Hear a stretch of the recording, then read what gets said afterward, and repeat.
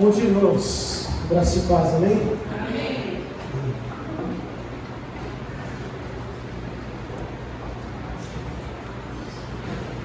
Estamos nessa manhã para mais uma cena.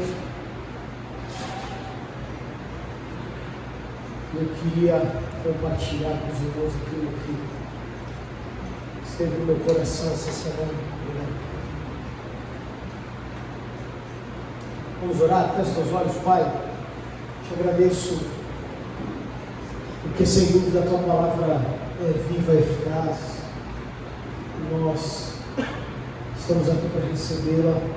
O meu sincero desejo é que possamos ser impactados pelo poder que há nela.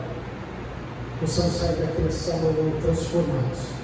Em nome de Jesus. Irmãos, queria falar dessa manhã com os irmãos sobre misericórdia. Misericórdia, piedade, compaixão, benignidade. Todas essas palavras vêm de uma mesma origem do hebraico, que é chesed, que é eterna e profunda compaixão. Mas a palavra especificamente misericórdia tem uma origem no latim. Ela é formada por duas palavras. Uma é miserere, que é ter compaixão, e a outra é cordis, que é coração.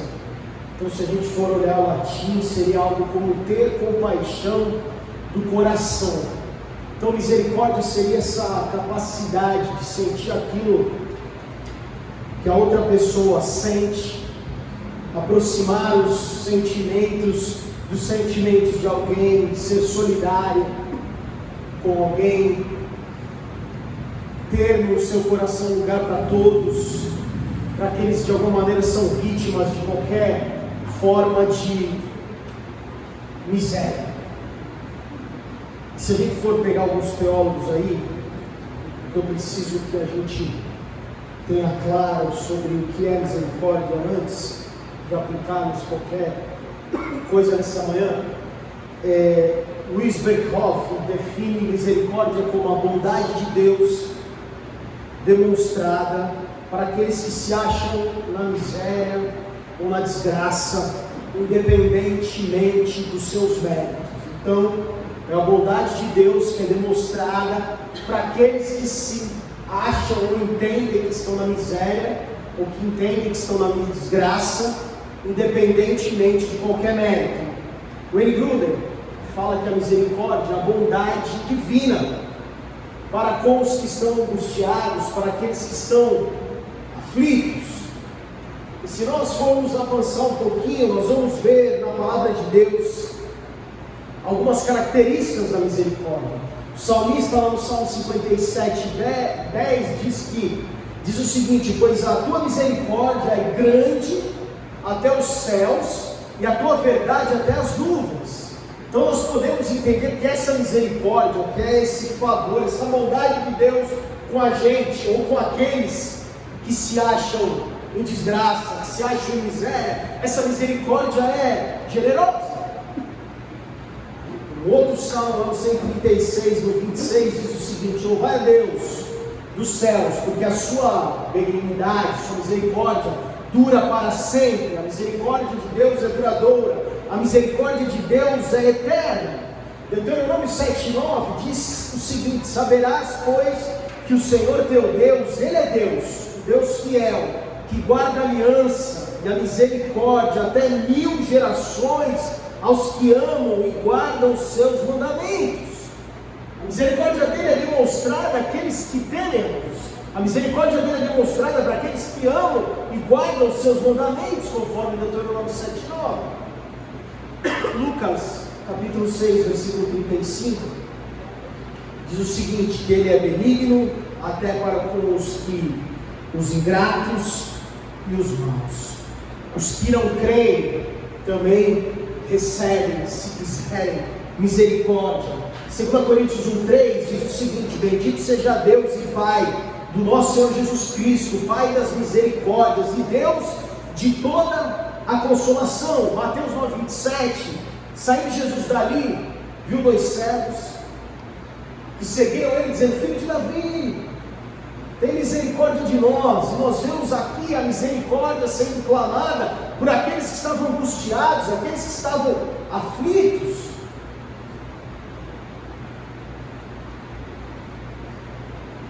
Entendemos então que a misericórdia é essa bondade demonstrada para aqueles que se acham na miséria, aqueles que se acham na desgraça.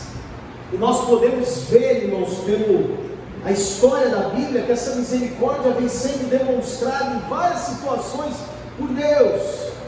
Salmo 119, 132, Deus demonstra essa misericórdia regularmente para o seu povo. O salmista diz o seguinte: volta-te para mim, tem misericórdia de mim. O amor do salmista, como sempre fazes ao que os amam, aqueles que amam o teu nome. O salmista clama então: vem, tem misericórdia de mim, como tu sempre fez. Uma misericórdia generosa, uma misericórdia que é constante, uma misericórdia que está disponível. Romanos capítulo 9, versículo 15, Paulo cita Êxodo 33, 19, e ele diz assim: pois ele diz a Moisés: terei misericórdia de quem eu quiser ter misericórdia, e terei compaixão de quem eu quiser ter compaixão. Irmãos, a misericórdia de Deus vem a nós para nos ajudar a suportar as consequências do pecado, e para de alguma maneira trazer um socorro divino para nós.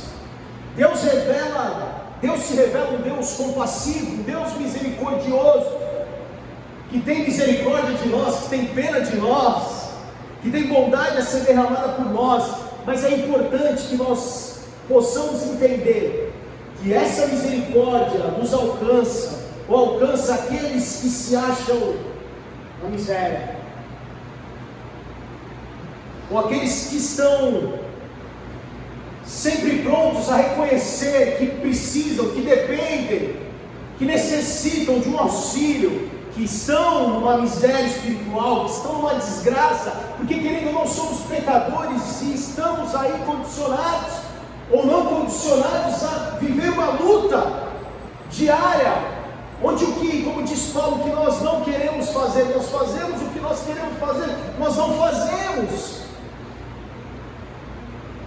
Mas é importante, irmãos, nós reconhecermos, termos a ciência que Deus está pronto para aliviar a desgraça daqueles que se acham na miséria. Vocês entendem que eu estou falando de miséria espiritual, né? A bondade de Deus é demonstrada por nós, que nos achamos nessa miséria, nessa desgraça, independente dos méritos. E dito tudo isso, irmãos, eu não sei se você consegue se ver, ou qual é o relacionamento que você tem com essa misericórdia. Qual o relacionamento que você tem com a misericórdia? Não só com a misericórdia de Deus, porque nós vamos ver daqui a pouco que essa chuva de misericórdia que nós recebemos, ou esse privilégio que nós recebemos de Deus, do Deus Criador de todas as coisas, do Deus que não poupou o seu Filho por amor a nós, de nós recebemos essa misericórdia. Isso não pode ficar, nós não podemos ignorar essa misericórdia, ou não deveríamos ignorar essa misericórdia. Mas como é que a gente se relaciona com essa misericórdia? Essa é a reflexão que eu fiz, irmãos. Como a gente se relaciona? O quanto essa misericórdia faz diferença nas nossas vidas, porque Deus demonstra a sua bondade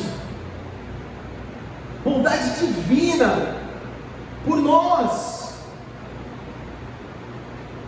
Diariamente, tem uma frase que eu tinha até uma anotação minha que diz que a misericórdia acorda antes da gente.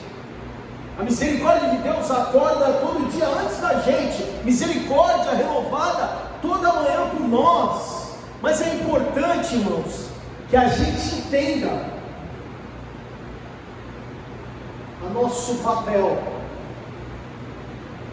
que nos cabe nesse processo. E para que possamos entender isso, o que nos cabe, e o papel que nós devemos ter no relacionamento com a misericórdia de Deus, eu queria ler com você uma parábola que está lá em Lucas 18. Lucas 18, do 9 ao 14, que diz o seguinte: alguns que confiavam em sua própria justiça e desprezavam os outros, Jesus contou esta parábola. Vou parar aqui, para que você perceba o começo do versículo. Jesus está em algum lugar, Jesus está em algum ambiente, Jesus percebe que alguns que estavam ali, algumas pessoas que estavam ali confiavam na sua própria justiça e desprezavam os outros, provavelmente porque se achavam mais merecedores que alguns, ou de alguma maneira se achavam mais dignos do que os outros. E Jesus então conta uma história para aquela audiência. Ele diz o seguinte: 2 homens subiram ao templo para orar. Um era fariseu e outro publicano. De novo, o fariseu era religioso, era o cara que cumpria milhares de leis, era o cara que estava bem, era o cara que podia dizer que estava de alguma maneira fazendo aquilo que Deus tinha mandado, que estava escrito. E publicano era alguém meio sem religioso, não tão religioso, tudo mais, alguém que era deixado de lado. Quando se fosse definir alguém, quem é o melhor aí? O fariseu ou o publicano? Provavelmente os religiosos falam, não, o fariseu, porque ele cumpre 400 e poucas leis, porque ele está, etc, etc. O fariseu, esse cara religioso, em pé, orava no íntimo. Voltei para o texto aqui, Lucas 18. E o fariseu orava o seguinte: Deus, eu te agradeço, porque eu não sou como os outros homens, ladrões, corruptos, adúlteros, e eu não sou nem mesmo como esse publicano que está aqui do meu lado, porque eu jejuo 2 vezes por semana, eu dou o dízimo de tudo quanto ganho. Mas o publicano ficou à distância. Esse cara nem ousava olhar para o céu, mas batendo no peito dizia: Deus, tem misericórdia de mim, que sou pecador. Deus, tem misericórdia de mim, que sou pecador. Jesus disse então: eu lhes digo que este homem, que não ousava nem olhar para o céu, de tanta vergonha, de tanto respeito talvez, que batia no peito e dizia: Deus, tem misericórdia de mim, Jesus disse: é esse cara que foi justificado diante de Deus, e não o fariseu que disse que jejuava 2 vezes por semana, que disse que dava o dízimo, que disse que não era ladrão, que não era adúltero, que não era corrupto. Jesus disse: é esse cara, esse publicano, que foi justificado para casa, voltou justificado por Deus. Pois quem se exalta será humilhado, quem se humilha será exaltado. Irmãos, os 2 homens dessa história eram pecadores e mereciam juízo. Tem alguém aqui que não é pecador? Levante a mão. Mas somente um deles, irmãos, admitiu e pediu a Deus misericórdia. O outro parece que chegou para entregar tudo que ele achava que podia pôr no currículo de fariseu, ou no currículo de crente. Falou: eu jejuo, eu oro, eu sou fiel, eu compro 400 regras, eu faço isso e aquilo. Mas somente um se colocou e falou: eu não sou nada, eu sou miserável, eu preciso da tua misericórdia. E Jesus fala: esse cara, esse publicano que achou graça, que achou a misericórdia, que achou justiça perante Deus, e o fariseu não foi condenado. Ele não foi condenado porque ele se achava justo ou se dizia justo, mas ele foi porque ele era hipócrita, porque a justiça dele era apenas aparente. E o publicano não foi justificado porque era pecador, mas porque depois de admitir que era culpado e que merecedor de juízo, ele clamou por misericórdia. Deus, tem misericórdia de mim, era a oração desse homem. O fariseu esperou por sua própria justiça. Olha, eu cheguei cedo hoje, eu abri a igreja, preguei, toquei, eu fiz o café, dei aula, cozinho, oferta, jejum. O fariseu esperou pela sua própria justiça, mas o publicano contou totalmente com a misericórdia de Deus, não dependia dele, ele não tinha nada.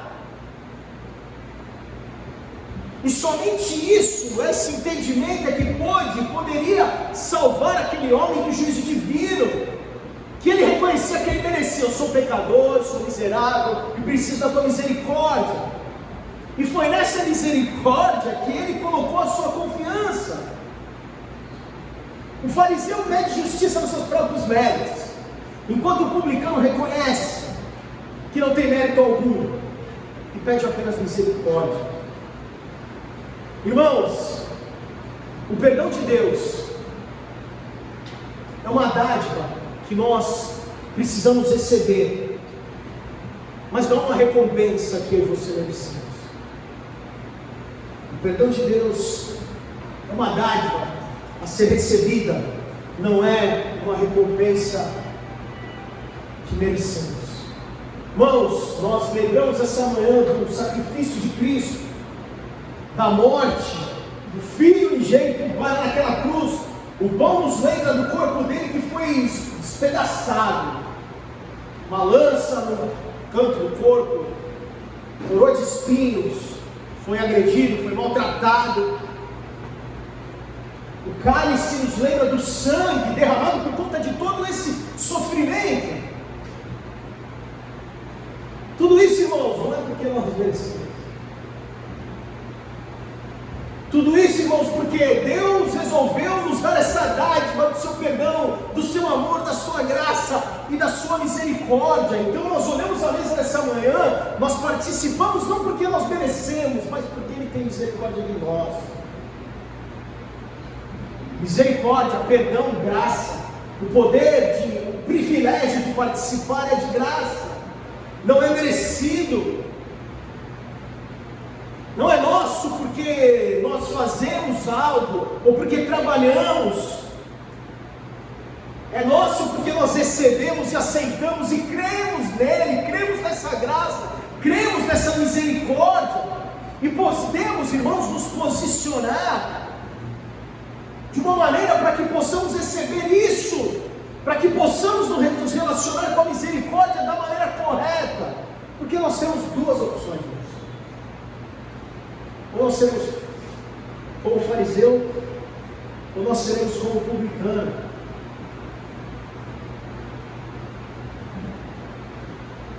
Temos duas maneiras de nos relacionarmos com a misericórdia, temos duas maneiras de nos relacionarmos com a graça, com o amor de Deus. Temos duas maneiras de nos relacionarmos com a mesa nessa manhã, como fariseus ou como publicanos. E se acharmos que não somos, e se achamos que não somos pecadores, corre-se o risco de nós termos a pretensão de achar que podemos participar, irmãos, sem a misericórdia de Deus. E eu não digo de participar só da mesa.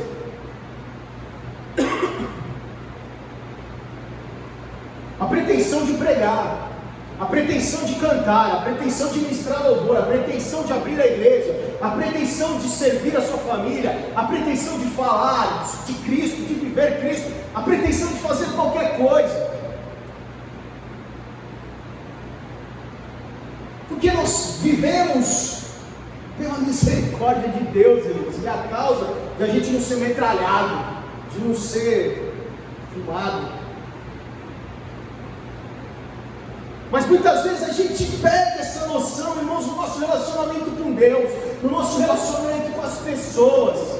E nós muitas vezes nos relacionamos com a misericórdia, muito mais como fariseus do que como publicanos. E nós fazemos isso em duas situações, irmãos. quando nós não reconhecemos que temos pecado. 1 João 1,10: se afirmarmos que não temos cometido pecado, fazemos de Deus um mentiroso, e a sua palavra não está em nós. E quando nós não reconhecemos que temos pecados, nós vivemos a pretensão da santidade.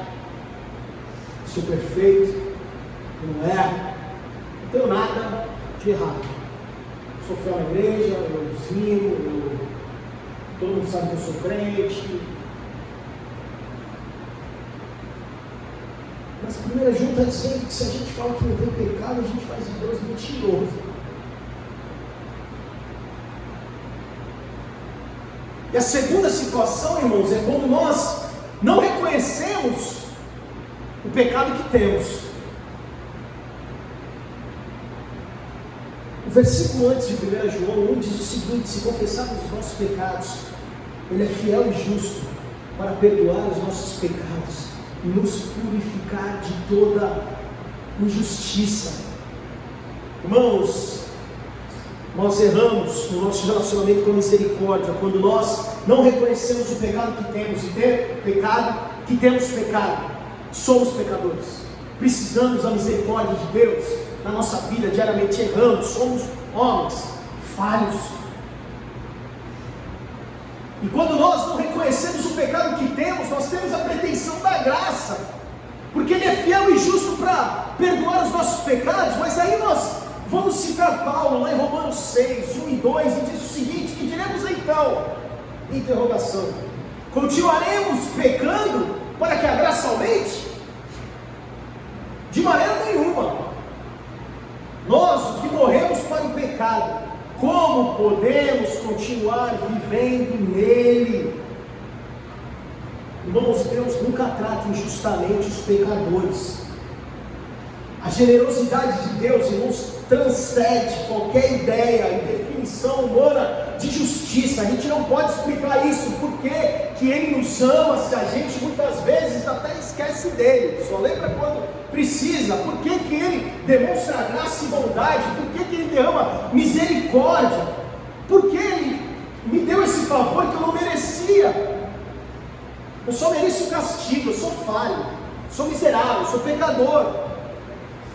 Mas por definição, irmãos, a graça é mesmo injustificada e é imerecida. Mas a misericórdia de Deus é para nós. E eu e você precisamos e dependemos dessa misericórdia. Porque nós vivemos, sim, irmãos, na miséria do pecado. O mundo jaz no maligno, nós somos falhos, sim. E aí nós podemos então, como eu disse, como nós nos relacionamos com a misericórdia? Tristes, miseráveis, olha, Senhor, eu saindo daqui depressivo, eu vou marcar uma sessão na terapia, vou marcar uma sessão na academia. Porque tu está falando aí, eu sou miserável, nós somos mesmos.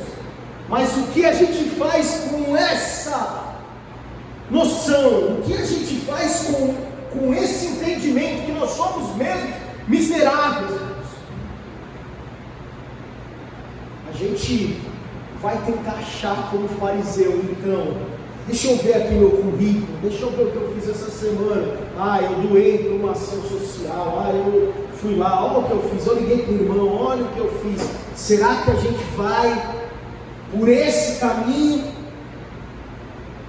Ou a gente vai então entender como aquele publicano e continuar clamando por misericórdia e receber essa misericórdia de bom grado, receber o favor merecido de Deus? E aí nós podemos participar dessa manhã com o pão, alegres, felizes, celebrando, louvando, agradecendo, falando: eu não mereço, mas eu recebo, porque é de graça, é imerecido, é injustificado. Eu não consigo explicar, eu não sei se alguém consegue. Por quê? Por quê? Porque eu não preciso subir uma escada de joelho, porque eu não preciso dar nenhuma quantia. Por quê? Porque Ele resolveu nos amar independente de qualquer coisa. Ele nos amou primeiro. Nós precisamos nos relacionar com a misericórdia. como aquele homem que batia no peito e continuava clamando, e só isso ele precisava. A única coisa que interessava para ele é clamar pela misericórdia. Mediante esse entendimento, irmãos, da misericórdia de Deus, nós devemos nos relacionar com ela, não como fariseus, mas como publicanos.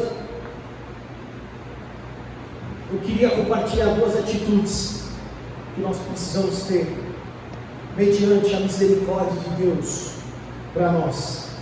Mateus, capítulo 5, versículo 7 diz o seguinte: bem-aventurados os misericordiosos, pois obterão misericórdia. 2 Coríntios 1, capítulo 1, versículo 13 e 4 diz o seguinte: bendito seja Deus e Pai de nosso Senhor Jesus Cristo, Pai das misericórdias e Deus de toda consolação, que nos consola em todas as nossas tribulações, para que com a consolação que recebemos de Deus, possamos consolar os que estão passando por tribulações. Irmãos, se eu puder te dar como conselho nessa manhã, o primeiro deles é que você se relacione com a misericórdia de Deus como aquele publicano, entendendo que a gente não tem nada. Estar aqui nessa manhã é um privilégio da misericórdia. Participar é um privilégio da misericórdia. Poder ter vocês aqui nessa manhã para mim é um privilégio da misericórdia de Deus sobre a minha vida, sobre a vida dessa igreja. Minha família é um privilégio de misericórdia. Meu trabalho é um privilégio de misericórdia. Tudo aquilo que eu tenho é um privilégio da misericórdia de Deus na minha vida. O que eu faço com isso? Eu continuo batendo no peito e dizendo: Deus, eu não mereço. É teu. Meu tempo, meu trabalho, minha família é teu. Misericórdia de mim. Eu não tenho nada. Não tenho nada como aquele fariseu que jejua, que oferta, que se colocou do lado e falou: não sou ladrão, não sou adúltero, não sou nada disso, como aquele publicano. Então, a primeira coisa é que a gente continua nos relacionando com a misericórdia, entender que é tudo de graça. Nós precisamos desse favor, porque nós somos miseráveis, espiritualmente falidos, mas por conta do sacrifício de Cristo nós somos retirados do lamaçal, das trevas e colocados na luz. E aí nós podemos viver, irmãos, nesse ambiente de graça, nesse ambiente de amor, nesse ambiente de misericórdia, reconhecendo, não vivendo um derrotismo, uma depressão por causa disso, mas tendo a certeza e reconhecendo que se Ele nos amou tanto, nos amou primeiro, não poupou o Filho, se a misericórdia dele é renovada a cada manhã, o que eu faço?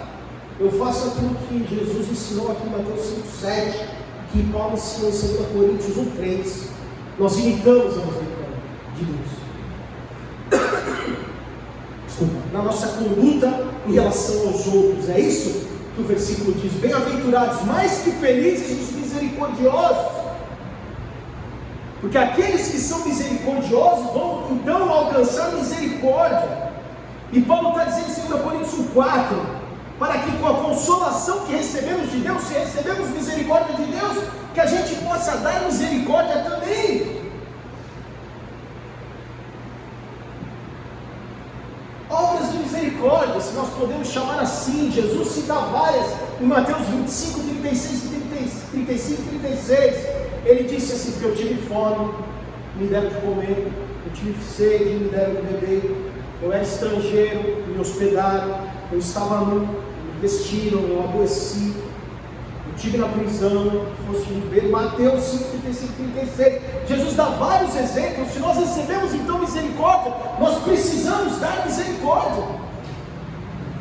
Se nós recebemos graça, nós precisamos dar graça. Nos relacionamos com a misericórdia, entendendo que precisamos sim, porque estamos muito longe do padrão ideal, daquele homem perfeito, maduro, que é aconselhado que a gente busque, que a gente não seja mais menino se alimentando de leite, mas que a gente vá para busque sim uma maturidade, busque sim cada vez mais ser parecido com Cristo. Se alguém vai conseguir, eu não sei, mas que a gente busque e se relacione assim, Entenderam que somos falhos sim, mas nós recebemos a misericórdia. Isso nos dá ânimo, isso nos dá motivo para gratidão. E se recebemos misericórdia, então damos misericórdia. E a terceira coisa, irmãos, eu tenho uma frase no Atos Lucado que eu gosto muito, que diz o seguinte: misericórdia compreendida é santidade desejada. Misericórdia compreendida, santidade desejada. Eu entendo a misericórdia, eu entendo o que Deus fez por mim, eu entendo essa misericórdia renovada a cada manhã. Então eu desejo cada vez mais correr pelos braços dele.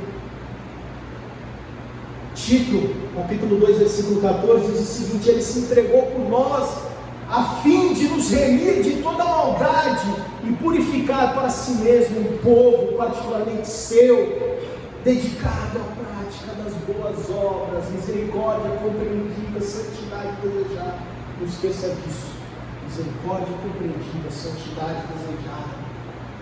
Entende, por favor? Olhe para a mesa e fala: quanta misericórdia eu recebi, quanta graça eu recebi. O que eu faço? Eu quero correr para Deus, eu quero servir, eu quero que essa misericórdia seja um canal de misericórdia também. Eu quero.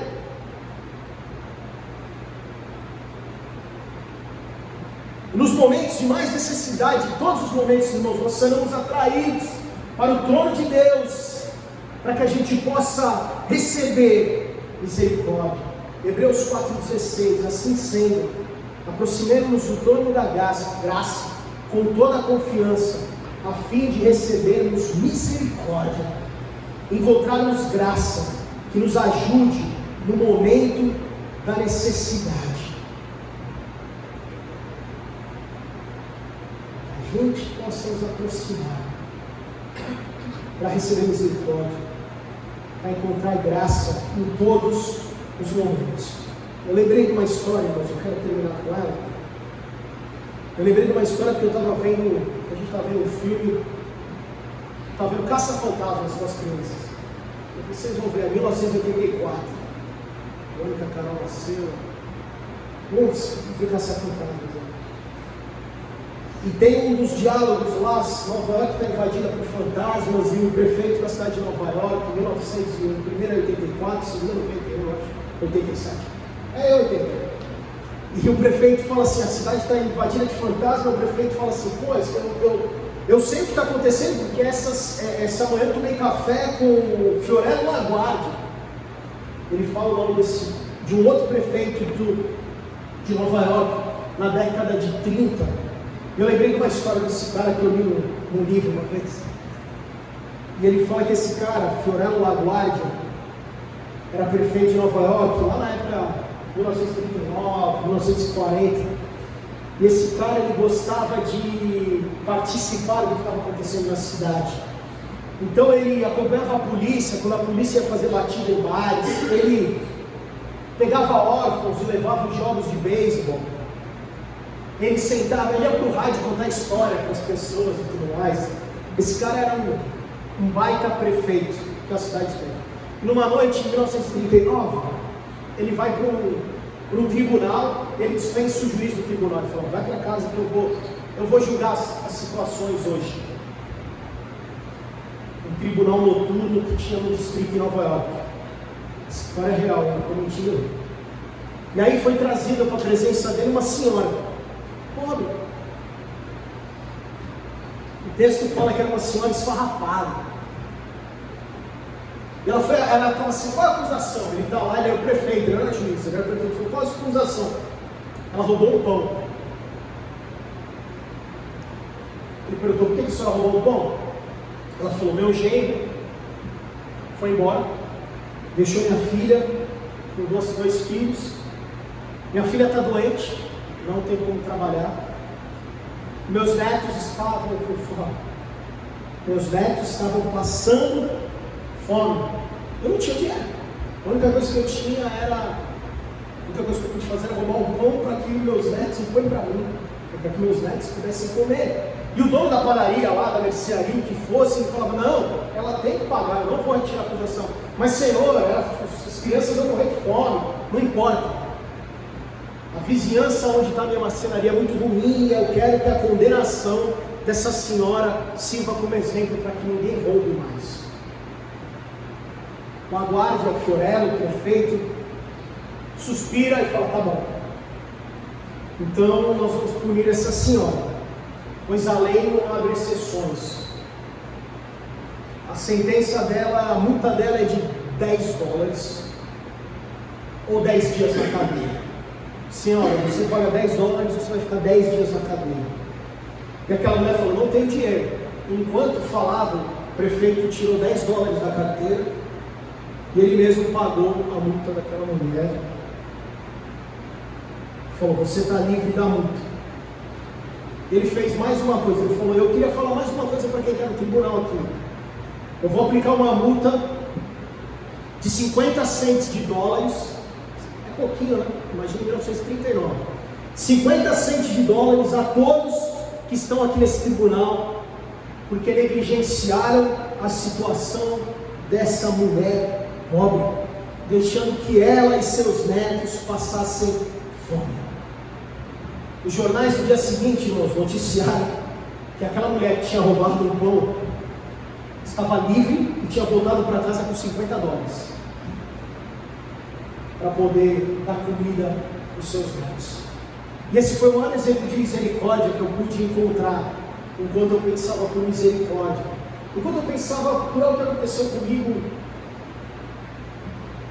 um ato de misericórdia, eu falei, cara, eu não mereço isso, a misericórdia de Deus na minha vida. E assim que eu olho nessa manhã para a mesa, eu não sei como você olha. A minha intenção nessa manhã é que você possa entender a misericórdia de Deus e se relacionar da maneira correta com a misericórdia. E a gente possa clamar em cada momento que Deus tenha misericórdia de nós. Que Deus tenha misericórdia de nós, que somos famintos mesmo. Reconhecendo que somos miseráveis, que não somos dignos, somos na verdade dignos de compaixão, pobres, cegos, nus, o que for. E talvez nós precisamos nos colocar do lado do publicano e não do fariseu. Porque é somente o cristianismo, irmãos, é somente o evangelho que anuncia que Deus é misericordioso para com todos os pecadores, para aqueles que não merecem a sua misericórdia. É só o evangelho de Cristo, irmãos, que diz para nós que nós não precisamos pagar nada. Que nós não precisamos fazer nenhuma boa obra, nós não precisamos colaborar com nada. A salvação, a graça, a misericórdia vem para nós sem eu precisar fazer nada. Como eu disse, misericórdia recebida é santidade desejada, e a gente não vai ficar sentado então e falar, então vem misericórdia. Não, por conta disso nós podemos falar, Jesus morreu por mim. Eu preciso viver uma vida diferente, eu preciso viver uma vida de misericórdia, eu preciso viver uma vida de santidade. Mas enquanto, irmãos, nós vamos nessa caminhada, nós precisamos ter a certeza, podemos ter a certeza, que as misericórdias do Senhor se renovam a cada manhã. As misericórdias do Senhor são a causa de não sermos consumidos, porque as suas misericórdias não tem fim, renovam-se cada manhã. Grande é a tua fidelidade, é o texto de Lamentações 3, 22 e 23. Nós participamos nesta manhã, irmãos, não só da ceia, mas nós participamos da palavra, nós participamos do louvor, nós participamos da comunhão, do café, nós participamos das conversas, reconhecendo que nós não merecemos nada. Mas nós podemos, porque a misericórdia dele se renovou nessa manhã, nos alcançou. É o único jeito que a gente pode participar, irmãos. É o único jeito que a gente pode viver. É o único jeito que a gente pode se relacionar com Deus, reconhecendo que precisamos dessa misericórdia. Porque sem ela, irmãos, nós vamos ficar chafurdados, vivendo no lamaçal, na escuridão, na miséria do pecado. Mas com essa consciência nós podemos ter a certeza da misericórdia, que é a causa de que nós não sermos consumidos. Temos a certeza que essa misericórdia generosa não tem fim. Acordou antes de nós, hoje, e é grande, generosa, está sempre disponível para nós. É por isso que nós podemos participar dessa manhã. E é por isso que nós podemos cear. E é por isso que nós podemos estar aqui nessa hora. Vamos orar?